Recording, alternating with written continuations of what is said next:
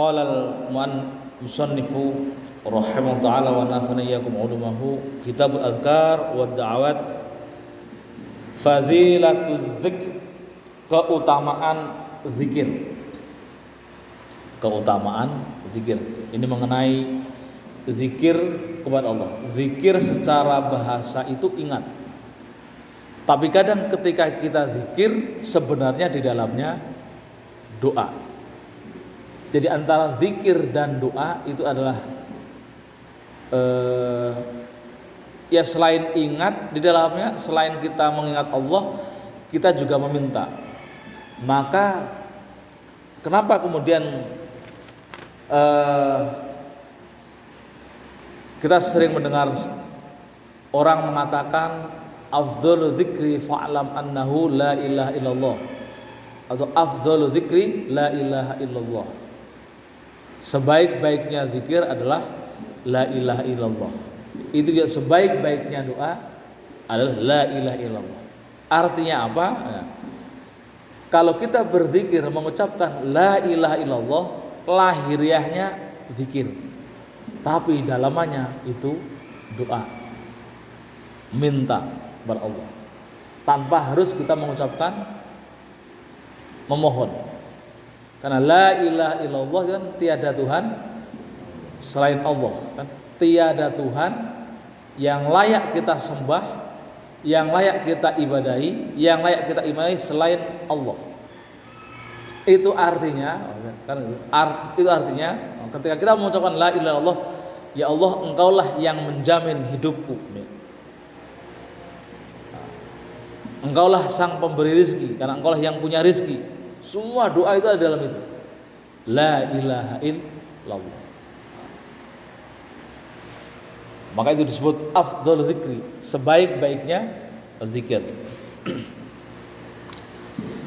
Nah, zikir ini disyariatkan kan Allah memang memerintahkan, ya. Allah berfirman dalam Al-Qur'an, fadhkuruni adzkurkum, fadhkuruni adzkurkum. Maka kalian ingatlah aku, maka aku akan mengingat kalian. Jadi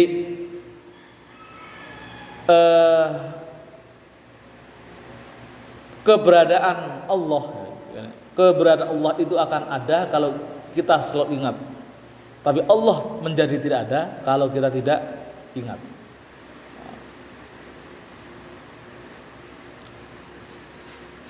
Jadi dalam sebuah hadis itu disebutkan, ana inda abdi dhanni bi, saya kata Allah, tergantung dari prasangka hambaku. Jadi saya tergantung pada prasangka hambaku.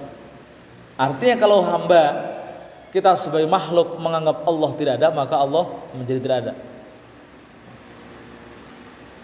Tapi kita kalau menganggap Allah itu ada, maka Allah akan ada. Wa qala ta'ala uzkurullaha dzikran katsira. Nah, perintah Allah agar kita banyak-banyak mengingat Allah.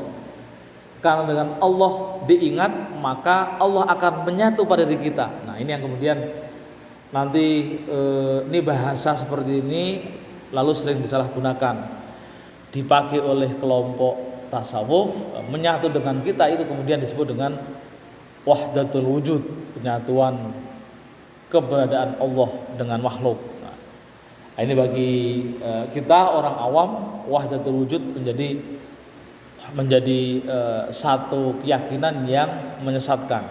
Kan ada satu tokoh yang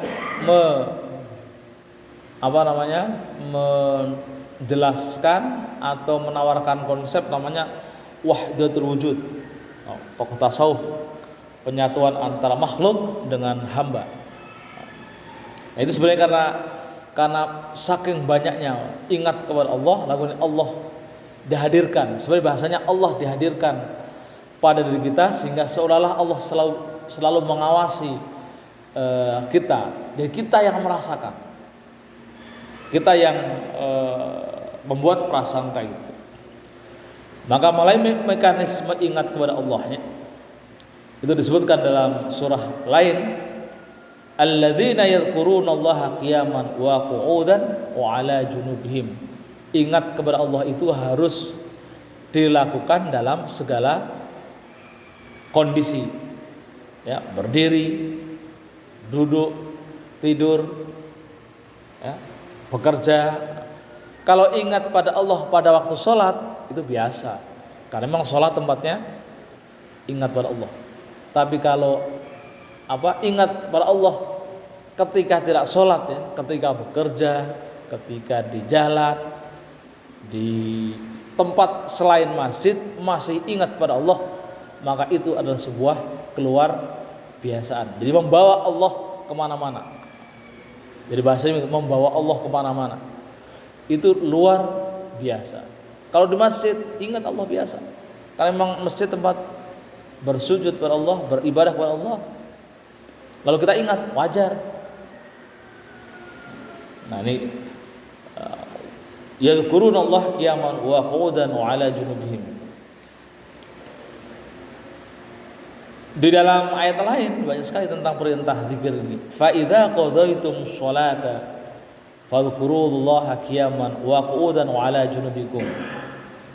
Bahkan di ayat ini, jika kalian telah menunaikan sholat, itu artinya ingat kepada Allah itu harus dibawa kemana-mana. Fa idza qadaitum sholat, jika kalian telah menunaikan sholat, fadhkurullah, maka ingatlah Allah qiyaman wa qu'udan wa 'ala junubikum. Ini yang kemudian untuk menjadikan kita terbiasa ingat kepada Allah. Nah, di dalam ajaran agama kita, ritual ibadah kita diinstitusikan setelah sholat 5 waktu selalu diikuti dengan zikir. Itu mencoba menginstitusionalisasikan ingat kepada Allah tidak hanya di dalam sholat tapi juga di luar sholat. Nanti keluar masjid pun harus tetap zikir kepada Allah, ingat kepada Allah. Wa qala Ibnu Abbas, Ibnu Abbas menafsirkan bil laili wan nahari fil barri wal bahri was safari wal khadari wal ghani wal faqri wal maradi was sihhati was sirri wal alani. Dalam keadaan berbagai kondisi, siang, malam, di darat, di laut, di perjalanan, di rumah, dalam kondisi kaya, dalam kondisi fakir, sakit, sehat, baik secara sir maupun alaniyah, pelan-pelan ataupun terang-terangan. Nah, ini syariat zikir.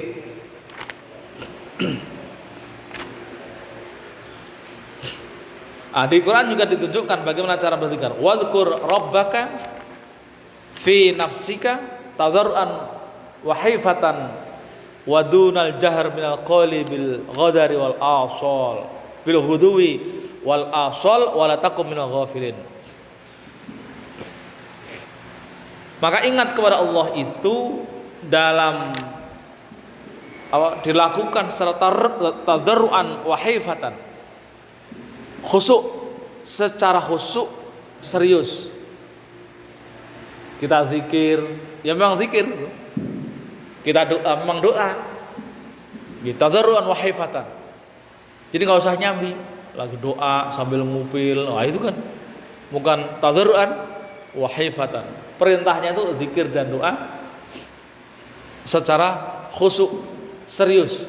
Ya kalau berdoa, ya minta betul. Berdoa sambil garuk-garuk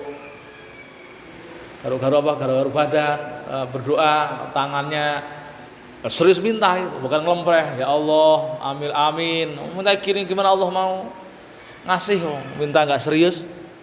Nah, amin begitu. Minta serius gitu. Jadi salah satu kenapa doa kita itu tidak diijabah, itu salah satunya karena kita juga kalau minta tidak serius. Jadi tadarruan wa haifatan. Itu bahasanya tadarruan wa haifatan. Minta dengan serius itu juga menunjukkan kalau dia rendah diri, menyadari sebagai makhluk yang dhaif, makhluk yang lemah dan layak meminta. Tapi ada juga orang yang jarang minta. Alasannya apa? Ada jarang yang minta. Ada. Kalau kita kan merasa kurang dengan kondisi kayak gini, kadang merasa kurang.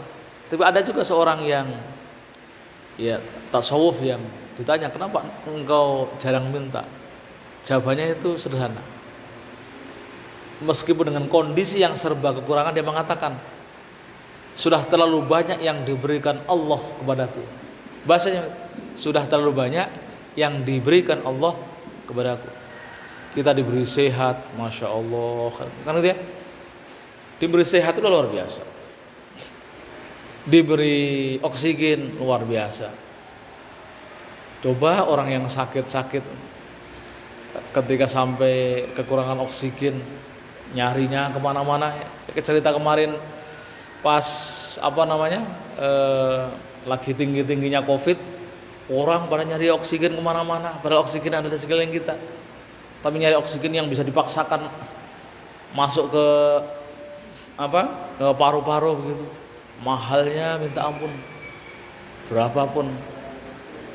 Kita yang sehat, jalan tiap hari, tinggal nyedot saja, itu sudah karunia yang luar biasa banyak, kan begitu? Kita diberi sehat, kita diberi sempurna, kita diberi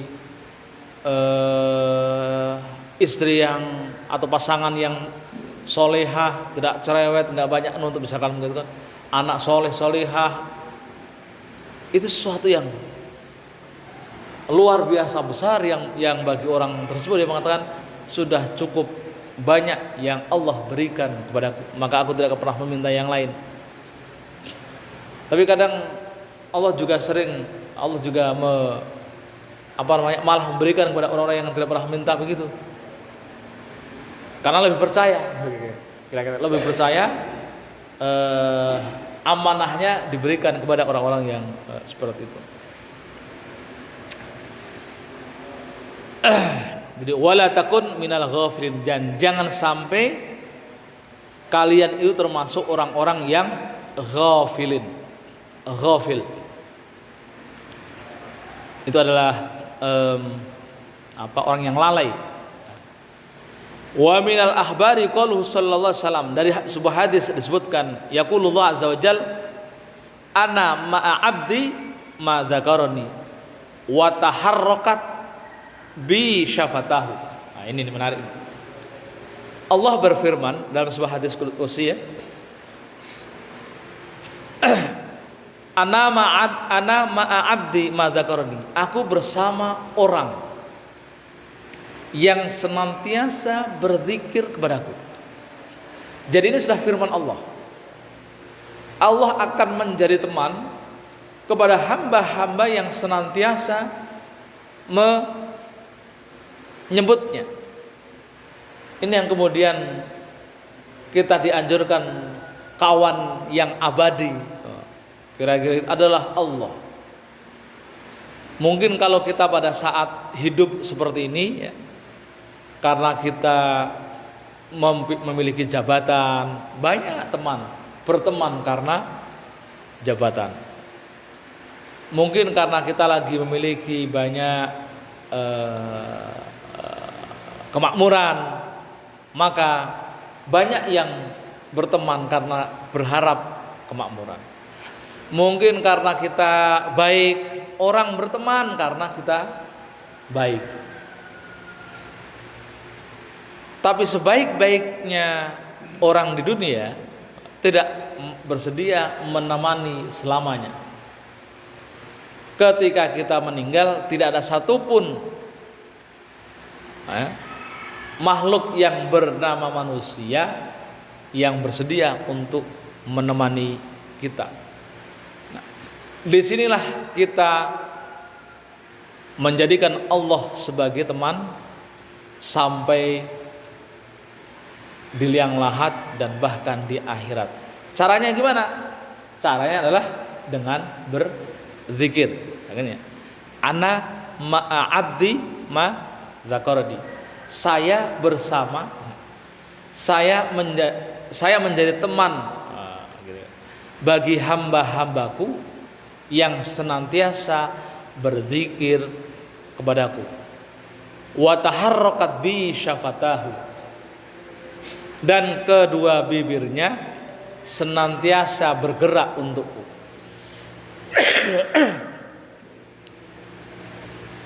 Jadi zikir menjadikan Allah itu menjadi teman abadi kita. Jadi kalau kita takut, kalau kita sering zikir, maka Allah akan menyertai kita. Ini banyak sekali hadisnya, ini asik-asik ini.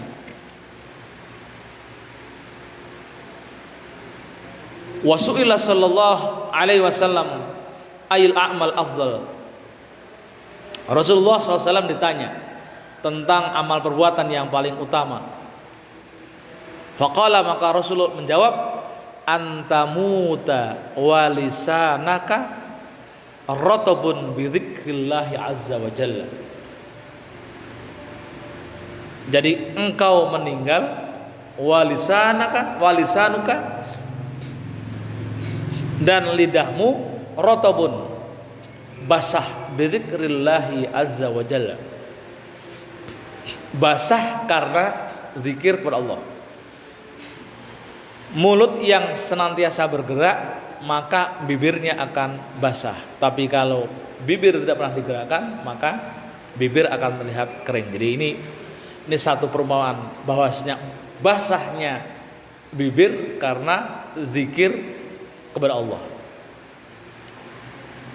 Jadi ini satu penegasan melalui lisan Rasulullah bahwasanya ya, zikir menjadi wasilah bagi kita semua, termasuk untuk masuk surga. Ingat, orang yang di akhir hayatnya sempat berzikir kepada Allah, maka dakhalal jannah. Man qala fi akhiri hayatihi dakhalal jannah. Barang siapa yang terakhir sebelum meninggal sempat menyebut atau sempat membaca la ilaha illallah, pasti masuk surga. Maka kemudian sempatkan kita untuk menyebut, membaca la ilaha illallah ketika kemanapun kita pergi. Kita ketika misalkan safar, selain baca misalkan bismillahi tawakkaltu Allah la haula wala quwata illa billah, udah ada zikirnya. Insya Allah kalaupun ada sesuatu di tengah jalan, itu sudah zikir kepada Allah. Tambahin lagi la ilaha illallah, maka kemudian insya Allah dakhalal jannah. Kalau menurut Nabi itu pasti dijamin masuk surga. Man qala fi akhir hayatihi la ilaha illallah dakhalal jannah. Orang di terakhir hidupnya membaca la ilaha illallah, maka pasti akan masuk surga. Wa qala sallallahu alaihi wasallam, qala Allah tabaraka ta'ala, Allah berfirman, ini hadis qudsi lagi, idza dzakarani 'abdi fi nafsihi, jika hambaku mengingatku pada dirinya, dzakartuhu fi nafsihi, maka aku akan mengingatnya, aku akan hadir dalamnya. Wa idza dzakarani fi mala'in dzakartu fi mala'in khairum mithli, jika ia zikir di dalam zikir kepadaku sepanjang hayat, maka aku juga akan mengingatnya sepanjang hayat yang jauh lebih baik dari lamanya dia berzikir kepadaku. Wa idza taqarraba minni shibron taqarrabtu minhu dhura'an, jika dia atau hambaku mendekat kepadaku sibron, itu sehasta, taqarrabtu minhu dhura'an, maka aku akan lebih dekat sehasta. Sejengkal ya, ini sejengkal ya. Sini kau ini apa? Sejengkal. Maka aku akan mendekat sejengkal. Jadi kalau kita merasa dekat pada Allah sedepah atau sehasta, setangan, maka Allah lebih dekat. Jika kita mendekat sejengkal kepada Allah, maka Allah menyatu pada diri kita. Itu di bahasa Quran itu. Maka Allah sangat dekat dengan kita, lebih dekat daripada urat nadi. Kalau di Quran itu disebutkan lebih dekat daripada urat nadi. Urat nadi sudah nempel, dikatakan Allah lebih dekat pada diri kita yang senantiasa berzikir. Itu yang kemudian disebut apa? Tuhan menyatu. Bagi orang yang memahami secara berbeda ayat, menafsirkan ayat secara berbeda. Keren sekali. Wa mil athar qaul Hasan, Imam Hasan mengatakan adzikru dzikrani dzakarallahu azza wa jalla baina nafsika wa baina Allah azza wa jalla ma ahsanahu wa azamu ajrahu.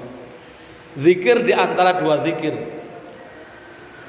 Zikir di antara zikir kepada Allah, ya, dengan dirimu dan antara Allah azza wa jalla, ma ahsan adalah tempat yang sebaik-baiknya dan paling besar pahalanya. Wa afdalu min dzalika dzikrullah subhanahu idza ma harrama Allah azza wa jalla. Sebagus-bagusnya posisi, sebagus-bagusnya tempat adalah mengingat Allah, zikir kepada Allah subhanahu wa ta'ala ketika idza ma harrama Allah azza wa jalla, pada tempat-tempat yang dimuliakan, pada waktu-waktu yang dimuliakan oleh Allah subhanahu wa ta'ala. Ini yang kemudian nanti muncul, ada waktu-waktu mustajabah ketika berdoa, waktu-waktu yang terbaik, waktu-waktu yang istijabah ketika kita berzikir. Ini yang salah satunya adalah misalkan di masjid setelah sholat, di apalagi ketika di Masjid Haramain dan seterusnya. Ini nanti yang akan dijelaskan secara detail pada bahasan selanjutnya. Wallahu a'lam bishawab. Barangkali ada yang mau didiskusikan? Ada yang bertanyakan? Misalkan? Ewi?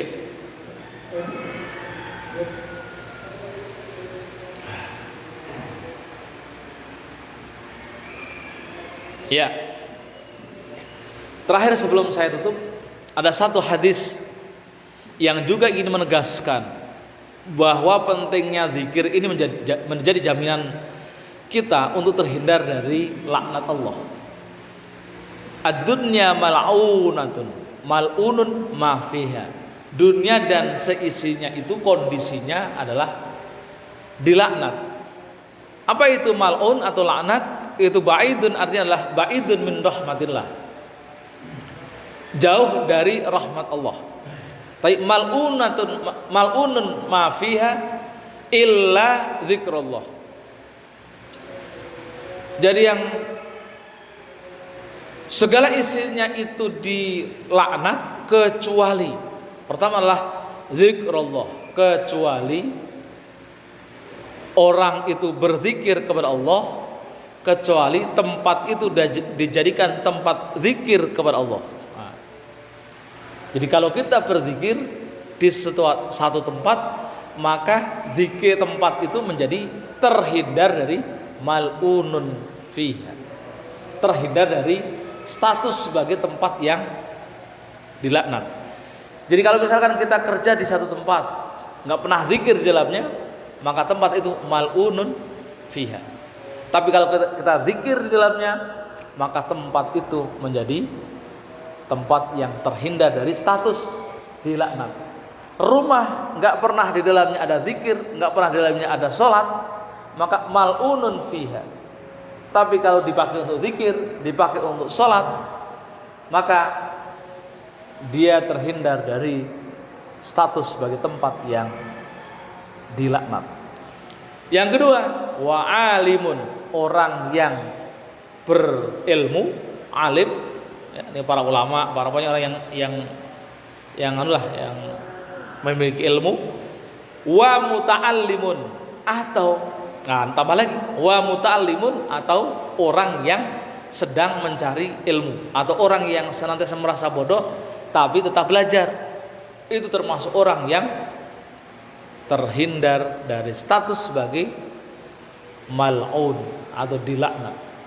Maka kita yang hadir pada hari ini termasuk orang yang muta'allim. Kita itu muta'allim, masih belajar ya, walaupun kita sudah tua-tua begini masih tetap mau ngaji. Ini termasuk satu status agar kita terhindar dari mal'un, terlaknat. Ya, kita akhiri talim kita di pagi hari ini, mudah-mudahan membawa manfaat bagi kita semua dan kita